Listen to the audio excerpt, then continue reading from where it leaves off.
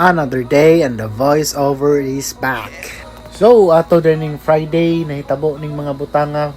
Karon lang nato i-upload kay. Lang, trip lang ako. So, kani siya udto man ni dere. So, maniudto ko og shake. Nga ang shake kay akong giparisan og empanada. Kana siya. Pero lami na siya actually ha. Nya ka man balik ta sakyanan kay dirita man ni udto kay para way samok. Walay daghang tawo. So dire kaon tag malinawon nya higup ta dire. See? Lami gina beef man na siya og kuning sa man siya ham. Oh.